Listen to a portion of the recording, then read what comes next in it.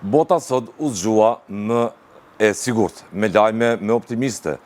Sot dita lindi me lajme që presidenti i Shteteve të Bashkuara të Amerikës, Donald Trump, me ndërmjetësimin e tij ka arritur marrëveshje armëpushimi midis Izraelit dhe Iranit disa ditë pas luftimeve të ashpra,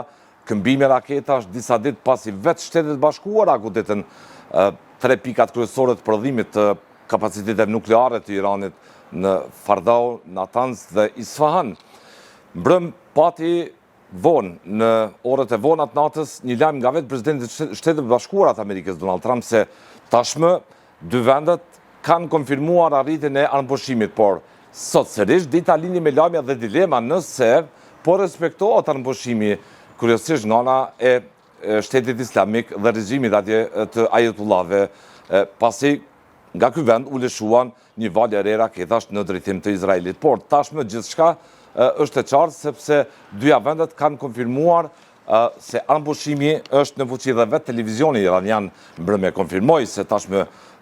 Irani ka konfirmuar armëpushimin me Izraelin në kuadrin e përpjekjeve ndoshta për të synuar një paqe të qëndrueshme midis dyja vendeve pas një konflikti që kërcënoi gjithë rajonin e lindjes së mesme, gjirin përsik, vullin në lëvizje gjithë shqetësimet e rendit global të ri të Shtetit të Bashkuara nga kërcënimet sistematike që po i bën regjimi i ajetullahëve në Iran për të zhdukur Izraelin rrjedhimisht për të shembur dhe shpartalluar rendin liberal. Tashmë është e qartë, më duhet ta citoj presidentin amerikan pas këtyre dilemave nëse përsëri po vijon armëpushimi. Ai theksoi, armëpushimi është në fuqi, ju lutem mos e shkelni, deklaroi në rrjetin e tij Social Truth presidenti amerikan Donald Trump. Kujtojmë se Shtetet Bashkuara godetën Iranin pasi ky refuzoi çdo përpjekje, çdo ftesë për dialog me Shtetet Bashkuara për të çalmatosur plotësisht nga kapacitetet bërthamore të tij, rrjedhimisht por të mos i lënë një regjimi fanatik zotrimin e armëve bërthamore që vënë në kërcënim jo vetëm Izraelin, jo vetëm gjithë vendet e gjirit përsik atje, por në esencë vlerat e botës liberale, demokracinë. Dhe më duhet ta them edhe një herë që sulmet gjatë natës janë abortuar nga dyja palët, 9 persona u vranë nga sulmet ajrore të Izraelit ndaj ndërtesave të banimit në provincën veriore të Iranit, Gilanit dhe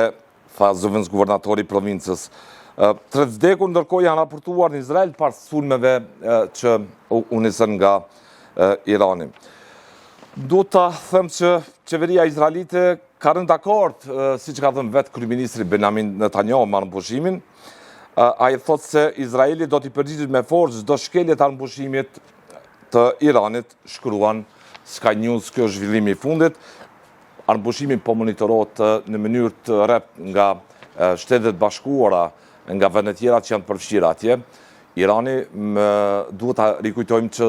pas sulmit të Shtetet Bashkuara mbi kapacitetet nukleare të Iranit në 3 qendra të zhvillimit të uraniumit të varfëruar rrjedhimisht për prodhimin e bombës atomike në Fardau, Insiad dhe Natanz, ndërmori një sulm të zbet vetëm sa për të konsumuar një përgjigje ndaj Shtetit Bashkuara në 2 bazat e saj që ndodhen në Katar dhe Irak, por nuk pati asnjë të lënduar, asnjë aty të plagosur, asnjë të vrarë. Shëbate konsideroi këtë sulm si një përgjigje të zbet, në mënyrë si tjetër vetë Trump e falenderoi Iranin për këtë përgjigje, e cila duket se vjen si rezultat i nevojës më shumë të brendshme të regjimit të ajetullahëve për të mirëmbajtur frymën fanatike të pushtetit atje. Gjithçka që dihet tashmë është se edhe djali i shehut u deklarua nga mërgimi kur tha se tashmë në Iran u takon vetë iranianëve të vendosin për një përpjekje triumfuese në mënyrë që ta ndrojnë regjimin dhe të vendosin një rend liberal, siç e kishte Irani objektivisht para vitit 1979, atëherë kur në pushtet përmes revolucionit islamik erdhën forcat fanatike të regjimit islamik të Homeinit, tash pasardhësit e tij Khameneit. Dhe tashmë gjithçka duket e qartë, Irani duket se ka dhënë shenjat e para të dorëzimit të tij, shqetësimi ka në nivel global nga Shtetet e Bashkuara të Amerikës, cilat po u kërkojnë shtetet e tyre të kujdesen shumë përmes një manualit të veçantë për sigurinë, meqense ata mund ndodhen të ekspozuar ndaj kërcënimeve terroriste nga grupet gjihadiste që ndodhen sponsoruar nga Irani dhe nga vetë Irani i regjimit islamik Hezbollahu, Hamasi dhe kështu me radhë. Një takim tjetër i rëndësishëm që i referohet nevojës për siguri më të madhe globale ka të bëjë me takimin e sotëm të antarëve të NATO-s, ku do të adresohen nevojat domosdoshme të vendeve anëtare për të rritur kapacitetet e shpenzimeve në fushën e mbrojtjes. Në këtë takim, siç është thënë, nuk mund të marrë pjesë presidenti i Shtetit të Bashkuara Donald Trump për shkak të lindjes së mesme, i cili përsëri e ka vënë theksin se nuk do të ketë nevojë më që të diskutohet armëpushimi i përkohshëm midis Iranit dhe Izraelit, pret që ky armëpushim të zgjas përgjithmonë. Tashmë janë vënë lëvizje mekanizmat aktorët të gjithë në lindjen e mesme për të vënë gjithë konstruksionin e përpjekjeve për ndërtim të paqes midis Iranit dhe Izraelit. Ajo që është tepër e rëndësishme është që qysh tani vëhet theksit e nevoja e jashtëzakonshme që brenda Iranit ketë një frymë liberale, një mjedis dhe regjim ku nuk cënon të tjerët, një midis dhe regjim që nuk funksionon mbi doktrinën e fanatizmit për të urryer gjithçka që mund quhet liberale, gjithçka që mund quhet sot demokratike. Se si do ndodh kjo lëvizje për brenda Iranit tashmë e tutje, nuk dihet, por dihet që duke se për brenda midis vetë forcave në Iran ka lëkundje, ka hamendje dhe opinioni publik tashmë atje, edhe pse ka cenzurë të jashtëzakonshme, duke që është në vend nën presion të lëvizjeve të reja për të krijuar një Iran liberal, për të krijuar atë Iran që ishte përpara ardhjes së regjimit të mullave në vitin 1979, një Iran ku ishte model i civilizimit, një Iran për lindjen e mesme, një Iran ku sundoi demokracia, një Iran ku të gjithë njerëzit kishin drejtat e tyre, gratë e kështu me radhë, pavarësisht rrethonave diskutueshme që ishte i administruar nga Shahu në rrethonat e kohës para se të vinte regjimi islamik i Ajatullahve. Irani duket që është në presion të vazhdueshëm që nga përbrenda tash të përballet me një nevojë ose kryengritje në kuadrin e përpjekjeve për ta ndryshuar ranin e ri. A do të mund të ndodhë kjo? Nuk dihet. Kur do të mund ndodhë kjo? Nuk dihet. Praktikisht bota gjithë ka syt ka një konstruksion dhe projekt për ta larguar Iranin nga orbita e ndikimit, nga orbita e ndikimit atyre marrëveshjeve që e bën Iranin të jetë e tillë, të funksionojë izoluar dhe në nëmbrellën e sigurisë të Rusisë e të Kinës. Tashmë është në dorën e Ajatullahut, të Khomeinit, që të vendos a do të mbyll apo jo ngushticën e Hormuzit aty për cilën vendosi parlamenti iranian. Kjo ngushticë është një nyje e rëndësishme tregtare nga e cila mund të varet gjithë bursa botërore, lëvizja e çmimeve dhe Kosova, pa diskutim, dhe gjithë rajoni mund të influencohen nga ngritja e çmimeve në kontekstin e zhvillimeve globale. Domethënë Irani përbën interesin dhe Izraeli interesin kryesor, ku konfirmohet një armëpushim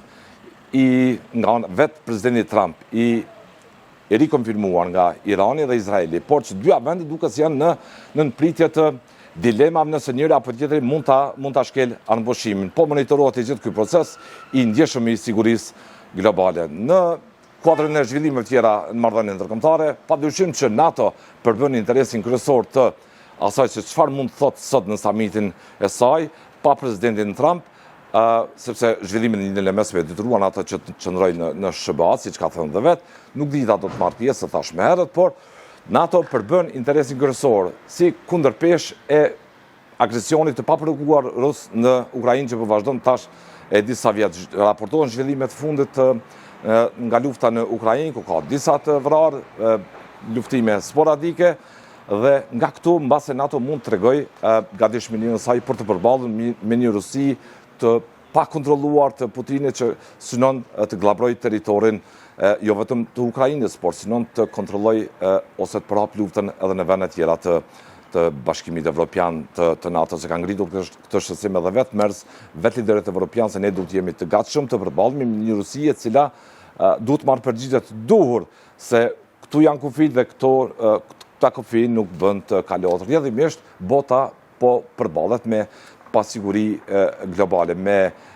ambicjet e autokratëve për të vënë ranin e ri global. Në Kosovë nuk ka ndonjë zhvillim domethënës. Nesër pritet të mbajë seancën në Kuvendin e Kosovës, reprizë situatën e deputetët dhe partitë politike së paku deri më tani nuk kanë treguar gatishmëri ose në horizont lajme se mund prodhojnë momentum për zhbllokimin e situatës. Është përpjekja e 37 nesër e Kuvendit Kosovës kaloi alfabeti gjuhës shqipe me ato shkronjat që i kemi të bukura 36, nesër dita e 37, nga do t'ja nisim nga cila shkronjë nuk e di, por është ndëruar gjitha në banalitet dhe talje për shtetin. Kryeministri kujdestar Kurti zhvillon disa takime sot me ministrin në detyrë të shëndetësisë Bitia, disa perurime në sektorin e shëndetësisë publike, depot bardhave, filterat e kekut sot në rregull duken, nuk duket që po shkaktojnë apokalips mjedisor. Çfarë them, në Kosovë ka përgatitje intensive nga partitë edhe për zgjedhjet lokale, nga rendje kolektive për të kërkuar votën. Se si të kërkojnë edhe njëherë votën me 12 tetor, por a kanë arsye morale, politike,